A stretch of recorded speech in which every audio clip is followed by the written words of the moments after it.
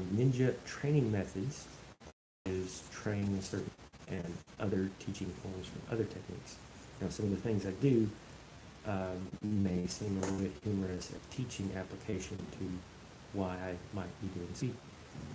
Also, I do enjoy humor, so please enjoy the humor. If one person sees this video, likes it, it helps them out, cool.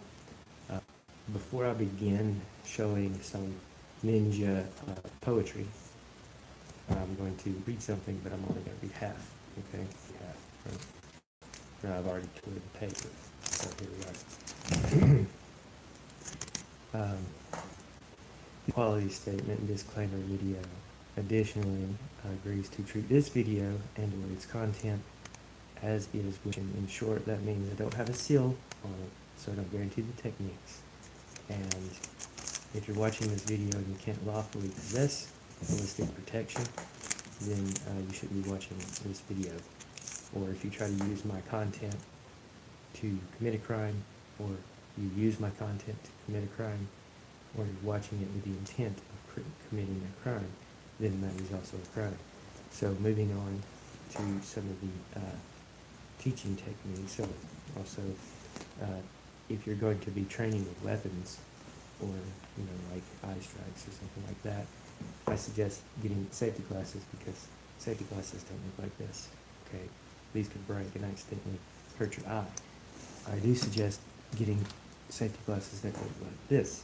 I'm not sponsored, so I won't mention the brand. Modern ninjas use something with a seal around it, okay? Because we're usually using smoke or something. That is why a lot of the ninja poetry has ambiguous application in how it can be used in a combat scenario. All right. Also, I'm going to talk about some of the basic forms or style or brand of different martial arts. Okay. Now you have a basic breakdown between two main forms. You have a hard style and a soft style, and that means that they typically teach most of their techniques in a hard form or a soft form. Okay, like with hard styles, it's usually punches and kicks, and they do their weapons form in a kaida or sort of dance. So this right here would be done in like a sort of kaida. And soft forms, soft styles, typically do the techniques slowly, very slowly. Here we go. Now, going to go ahead and demonstrate some techniques.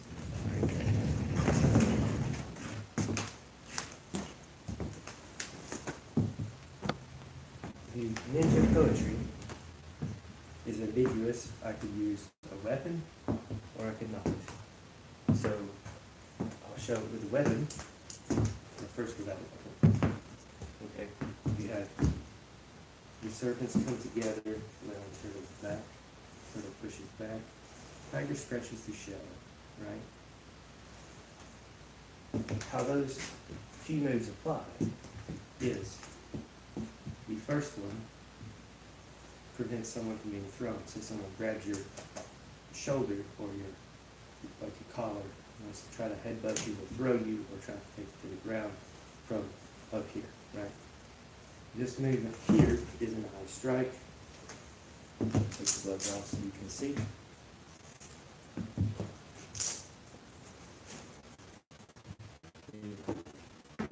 This, you see, if their arms are over me, is a face full of fingernails. Okay? Now, my opponent, who's attacking me, is going to be doing half of the work for me, as opposed to me doing all the damage to them. Let's see. From here, right? Serpent's leon turtle's back. If someone tries to grab my arm and I move it, right, in these ways here, it is difficult for them to keep a hold of my arm. There are other arm escapes, but I'm not going to be covering that in this video. Okay? the turtle pushes back, right, is if someone is trying to grab me to take me to the ground, usually with like a standing frontal bear hug. This puts pressure against their solar plexus or sternum, like right below the sternum. And it uses my entire body weight to put pressure in that one point. So it would be very difficult for them to take me to the ground from just a frontal bear hug. They would practically have to duck down and put their head lower to grab so that their arms can reach my leg for a takeoff. Okay? The turtle or the tiger scratches the shell, right? That is one application of this technique, right? This is their head drops lower, like near my armpit, like to scratch their face. And usually, if you scratch someone's face, their reaction is to back off, right? If you struck them in the eye, because you've trained your body to react this way and let them hurt themselves, right? An eye strike is very likely to deter an attacker, especially if they can't see you. They wouldn't be looking to find you in a fight. Okay? I'm going to do the same motions with a tonfa. This is a tonfa, all right? You can see it. It looks similar to a police baton. However, there are no ball bearings. Okay? So the same motion can be applied with weapons or without weapons. All right? Serpents come together, giant turtle's back, turtle pushes back, tiger scratches, I believe it goes, tiger scratches the shell. Okay. Now, the idea of a ninja having ambiguous movements that can apply to different situations and to apply with different weapons is the idea that the ninja or shinobi is fighting in a situation where they have limited vision. Okay, I'm going to show you another set of ninja poetry, but before I get into that, I'm going to talk about some basic philosophies, and that is you must train your body so that when you need it, it is there. All right, let me share my video here. If I can figure this stuff out here.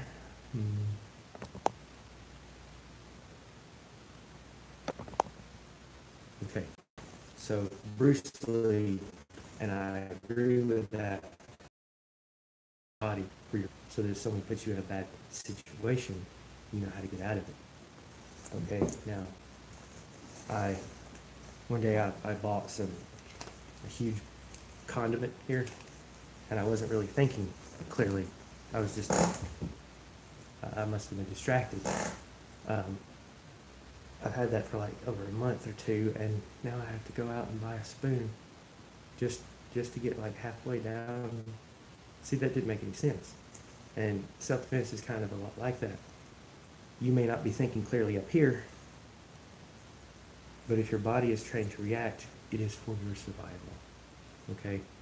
Now, if you're hanging around people that try to make you react, okay, you getting away from those people does not mean you're weaker than them. Okay? You're stronger than them. Because if a ninja leaves the area of where people are, it's not for his sake, it's for theirs. Okay? A true shinobi really knows how to tear someone apart, because there's certain ways that the body is put together, and there's certain ways that it can come to pieces. A real shinobi knows how to do this. I will mostly be covering the self-defense aspects of some of the ninja poetry. Okay. Also, when it comes to the workout or the movement, okay, the same set of muscles that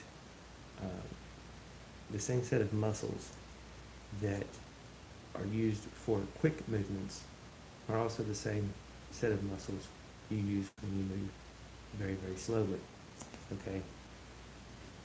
Now,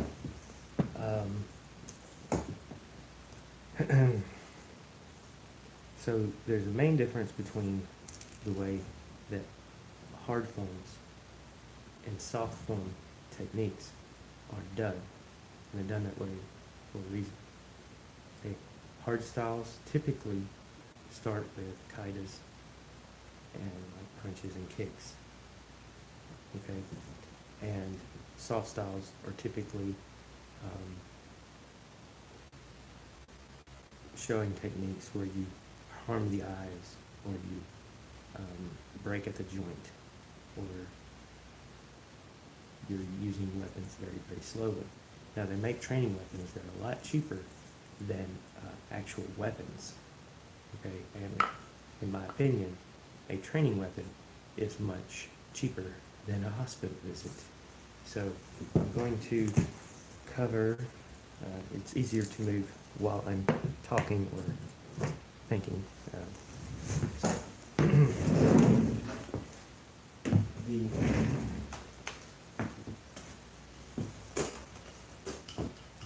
See, this right here is actually less movements in the ninja form that apply to a nunchaku.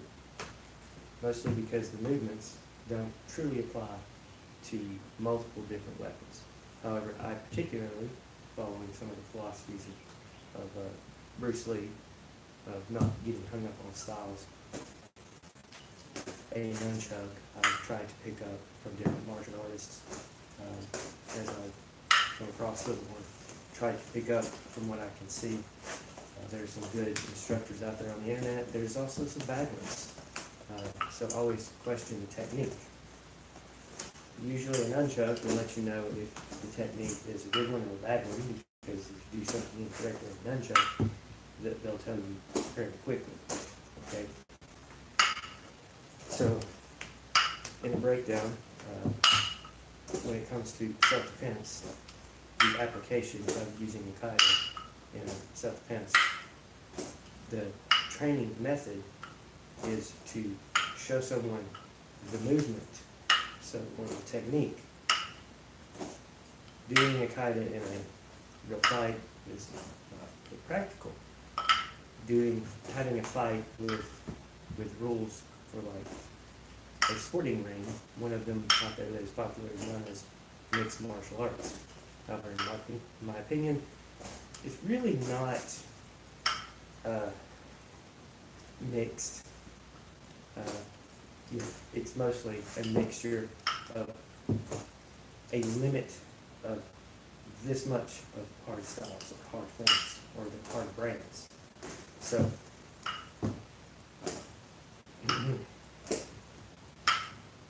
martial arts, like the traditional recognized martial arts, which I do not teach, okay, the traditional recognized martial arts, they evolved from techniques that were used in battle. Okay, now I'm not a professional fighter. However, I have been a professional killer, like in the military. Never actually killed anyone unlawfully, but I have self-defense aspects of the not traditionally recognized martial arts style. Movements and how it can apply in a self-defense situation. Okay, a ninja poem. Okay, there is the circles that I'm giving you some tools. These are tools. I'm letting you see some ninja tools and weapons, like balls from tools. Okay, this evolved from a farming equipment. So the sod was used to plant. This was used to strike the shaft to make the rice fall. The cloth or linen was used to pick up the rice. And you have the kama, was used to cut the rice. Right? I'm not going to do glazing on this video. Okay. they all evolved from farming tools. It's the skill of how to fight with them that made you effective. Okay? Okay, I'm going to cover here. Okay, here's another ninja code that has ambiguous applications. All right. Now we've already talked about the serpents together, and also back for the pushing back. Serpent swims in water, and there's also the serpent causes a wave. Okay, the serpent causes a wave comes from a circle step, right? Where the lower portion, the circle step, is to get out of the way of the punch, right? Especially an over-dedicated strike. Okay, the movement in the upper body here has ambiguous applications. If my opponent tried to outstep me, in this way I could pin their foot. And if you've ever seen someone, I won't get into that. So from here, right, they outstep me, they have become trapped. Okay? If they are swinging from either their lead punch or their rear punch, I parry the movement out of the way, right? I parry their strike out of the way. Hopefully, I grab their arm, whichever one. And depending on which arm and in which stance they're in, or the way they're standing, I would use a follow-up technique. So from this would be a grab. If it's an over-dedicated strike, I pull them into my punch, right? If it's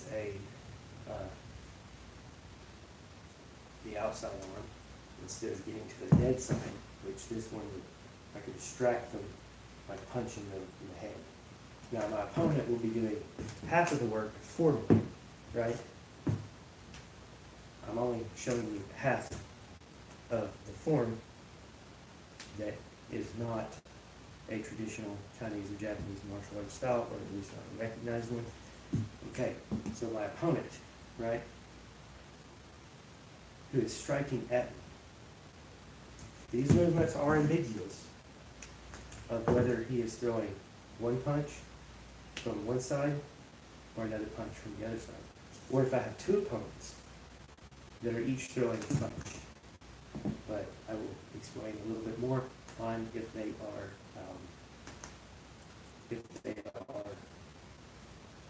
just simply one opponent striking.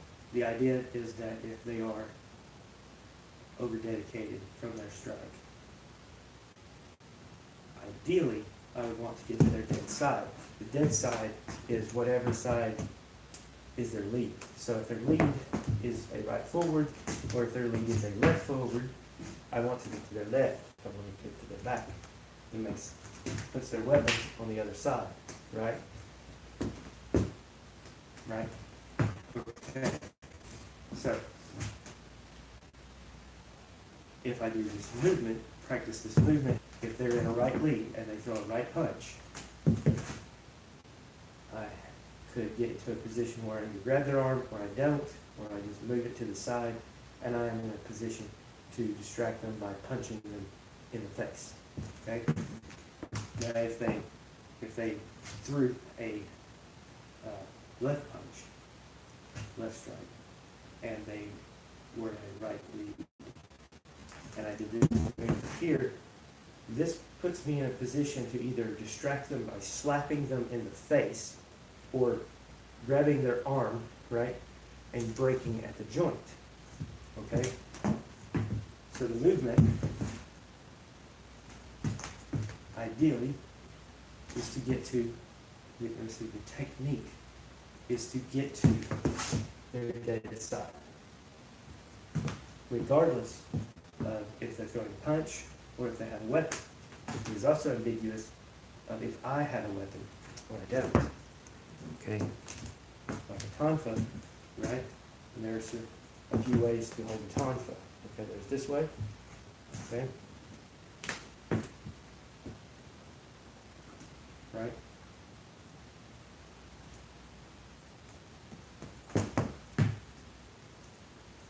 Again, this is also supposedly evolved from a improvised weapon of a crutch, right? Which is kind of funny because now, in the hands of someone who knows how to use it, they could, instead of help make somebody walk, could help make somebody not walk. However, you put it into the hands of a true shinobi, and it is a far more effective tool in a self-defense situation. So the movement, the application, is ambiguous of whether I have a weapon or I don't, or have a similar weapon without drastically altering the movement. So the movement would essentially be exactly the same. If I go here, right? Okay, I'm in the same situation. Right? I have parried, right? Parried the punch. Okay? And I'm in a position to either joint lock their arm to take them down, right? Rather than break it, because if I'm more well trained on this, I can subdue the attacker rather than destroy their joints. Okay?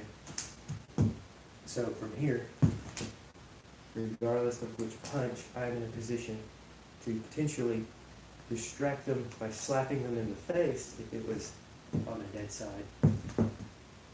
And I've also got my hands closer to their face. Okay? The eyes are the great equalizer in a fight. If you are fighting against someone who is stronger than you, these movements are very ambiguous. Striking the eyes to get away is ideal in a self-defense situation, mostly because your life is put in jeopardy. Okay? If there is someone who has put you in a situation where you must use self-defense, right? Use something effective. There are different methods of self-defense, ways that it is taught in a shinobi way. Okay, there is a hard technique, and you have a soft technique. They're done this way for reasons. Okay, with soft forms or soft technique, you want to use a soft teaching method. Okay, where you practice the movement slowly. That's where the person who is learning it sees the movement between two people who are trained on it, right? They experience as the attacker of getting the technique done to them, and then and this is without resistance and without moving around. Okay, this is beginner level. The beginner level you have those three. So they see it, they experience it, and then they do. Okay, without resistance, very, very slowly. That is a soft technique training method. And then you have a hard, like the equivalent of a hard style or hard form training method is to see the kata, see the technique, do the technique, and they have an expert or advanced person critiquing the movement. Okay, those are beginner level things. With the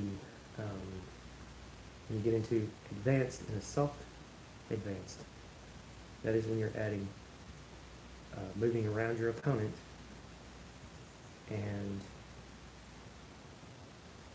or resistance. Okay, and or resistance. In a hard form,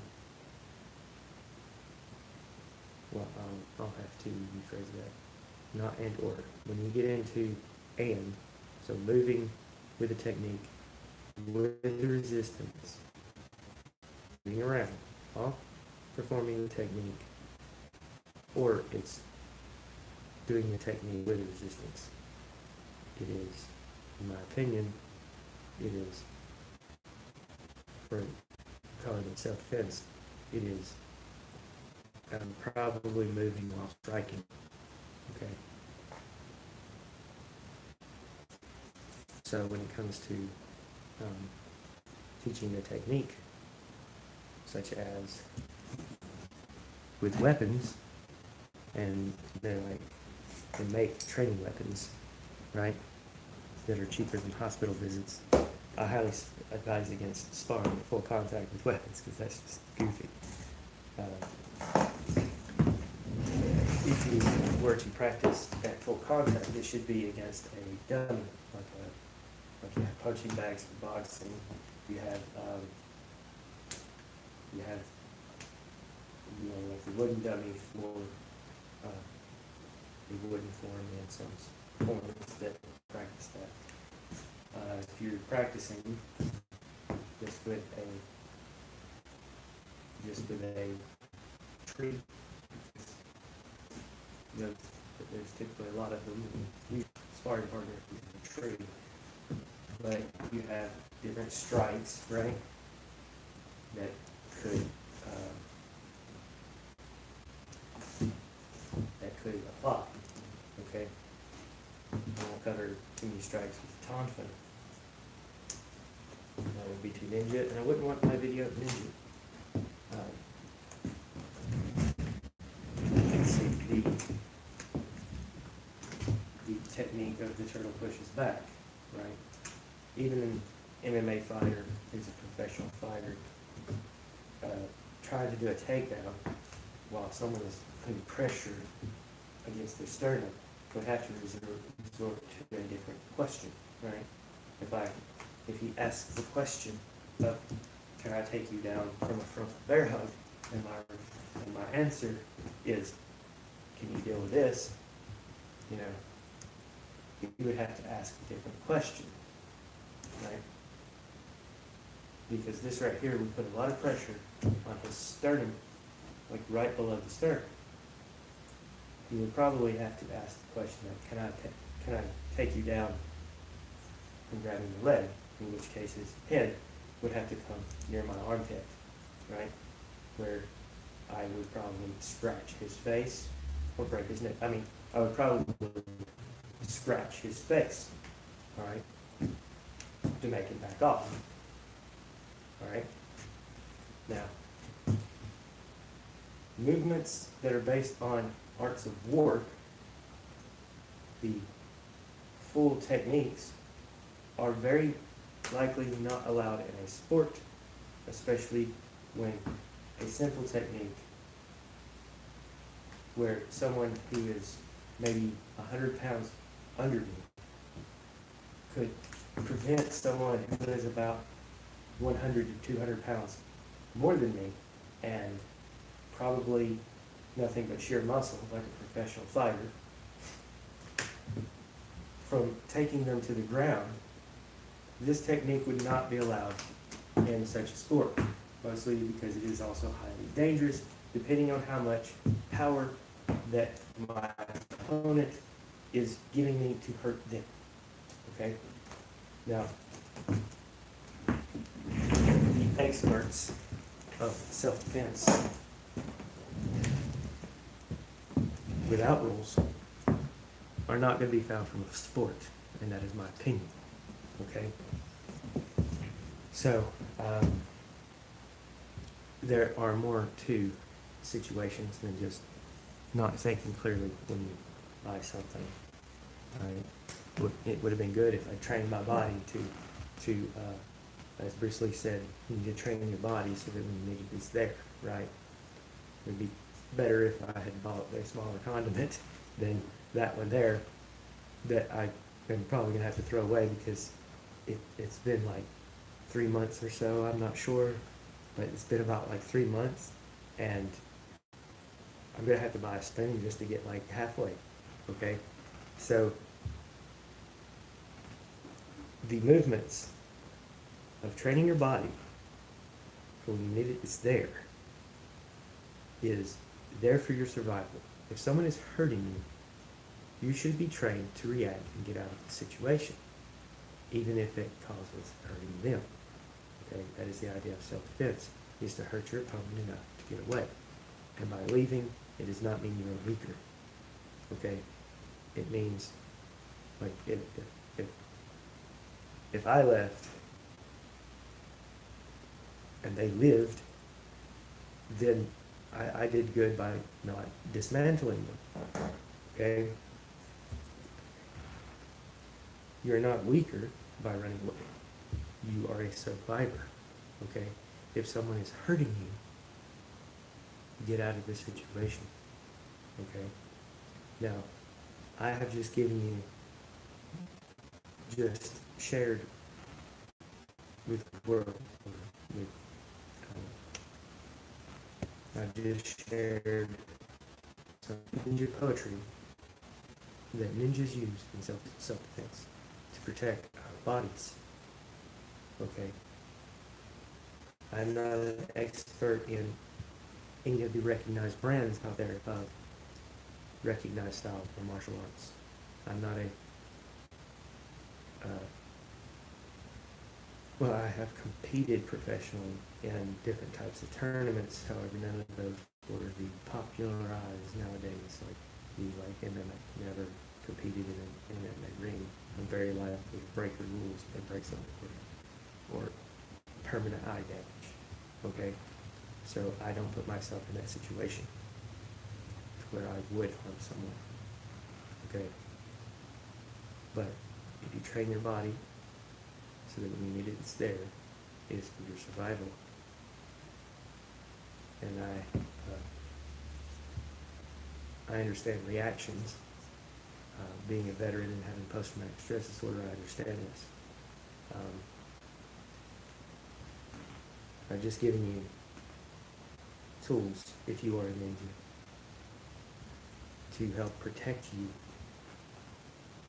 If you're a ninja who doesn't know these moves, I've given you 4 ninja pillows that can be used to protect you physically.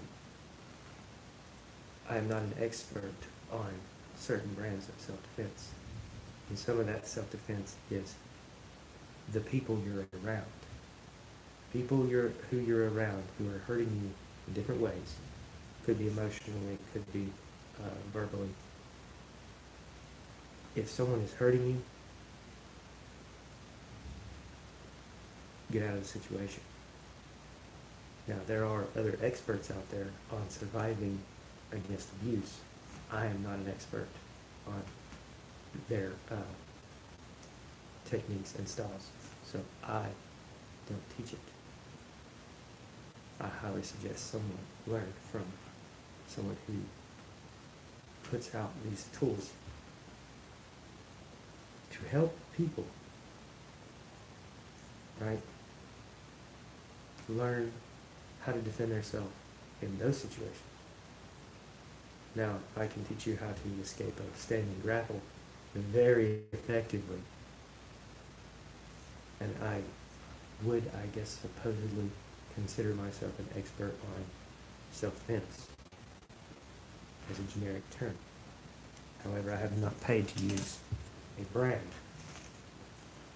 Okay? I'm not sponsored by their brands. So I will not get into their techniques or styles. Like, I picked up different things, not in the form that the non-recognized traditional Chinese or Japanese martial arts style that I practice. I have been trained by very many different martial artists, really, really good, amazing martial artists at high levels. But because I'm not recognized in their form or brand, I do not teach their techniques or styles. Okay? The nunchucking, my own personal form, away from the ninja poetry form. I picked up different tools, different poems that makes me more effective with this tool. Okay, I would teach those because I'm familiar enough with them. You could easily see familiar enough with them that I would, well, that I would be able to teach them. Question the technique though. Like,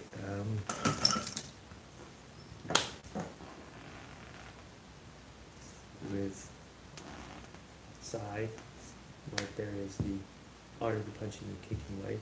The best and worst thing about them is that they have been teaching it exactly the same way to every student for at least 200 years. Okay? One of the things they do is they hold their finger on the handle portion when they strike, so that they're fighting someone like me, I'll break their finger. Okay? I prefer using the pointy hand, okay, if I was fighting with a Psy. You can check out my other videos that explain more on that here on YouTube. Feel free to check me out under my artist name on Facebook, under Mel-El, that's M-E-L-E-O, or my tip ninja name, okay? Feel free to hit like and subscribe to my channel for when I do random videos. And let's see, where was I at? So there are experts out there on defending yourself, and they can give you tools. They're mostly here in defending yourself from people who are hurting you in different ways. Okay? And I thank them for offering. What was I thinking when I got this? That was goofy. I thank them for putting those tools out there for free for people to. That was just crazy. I'm gonna have to buy a spoon. Okay? I'm gonna have to buy a spoon just to get halfway down through this. Okay? All right? That I was probably not thinking clearly. Okay?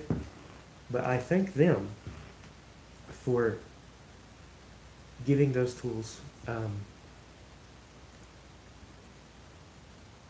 for people to see freedom. Okay? I've given these ninja poems to ninjas for self-defense.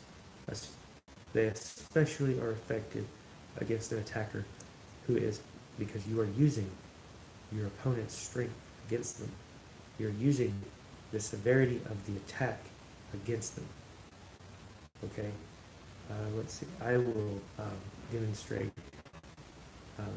the serpent causes away again and give it even more context. The context mostly depends on exactly,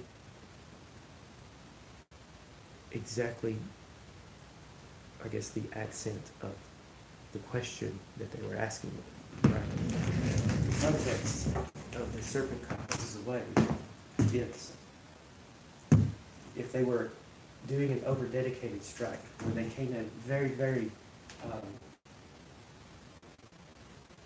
full force lead punch, right? And which is usually the check, the first hit that someone does is a check. It will take, usually a trained fighter will take their lead weapon and strike, right? In whatever form they're familiar with, or whatever crazy street fighting they picked up by watching other people. But they would typically check their opponent's striking.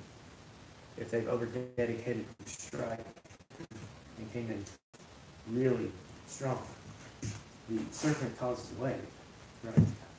The arm, the over-dedicated strike, twist it, and I could either break the arm because they've over-dedicated, or punch them in the face just to teach them a lesson, using the same force generated from their attack.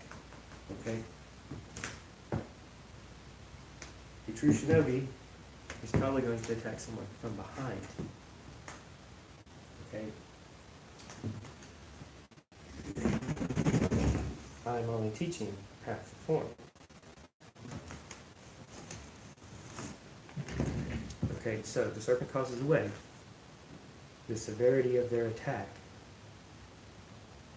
causes them to give me half of the power to hurt them with. Okay? And these movements are ambiguous whether I have a physical weapon or I don't. Right? Like this, or a sigh, or I'll just show you the check. There goes this decimal. Okay. I share my video with people who are ninja, but not with people who ought to be ninja. Okay, they might accidentally learn something. They might accidentally learn not to mess with a real ninja. Also, if people are hurting you, trying to provoke those reactions, my suggestion is to those people, all right, get away, get out of that situation. Now, you may not, like if you go to this brand or that brand, go to a different, right? If you buy your food here, go somewhere else. If you don't have the option, like say there's certain people you don't like to be around, but you have to deal with them anyways, I suggest just doing what you can to follow the experts out there on how people can hurt you in different ways. Okay, I'm not an expert in that.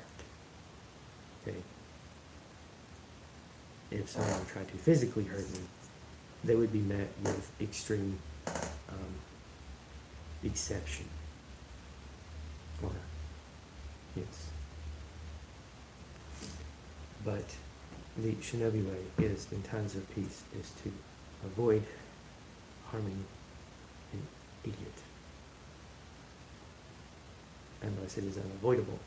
If it is unavoidable, we don't fight fair, period. We fight to win. Okay? So, in self-defense, hurt them enough to get away. It's the concept of the shinobi. Okay? Unless we're there for ninja reasons. Okay? So,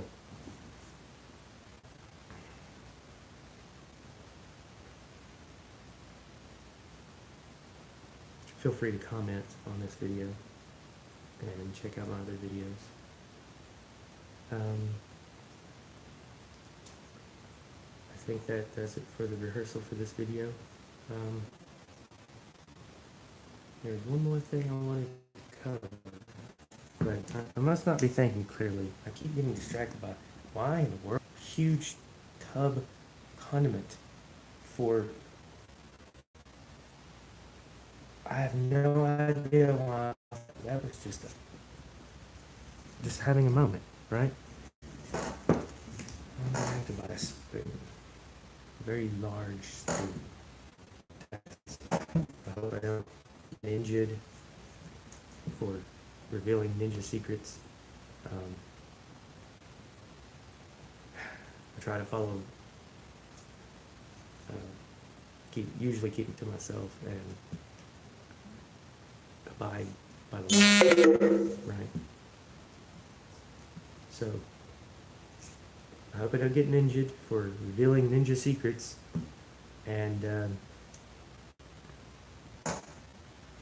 share my video with people who are ninja, but not people who want to be ninja. So until next time, stay ninja, my friend. Stay ninja.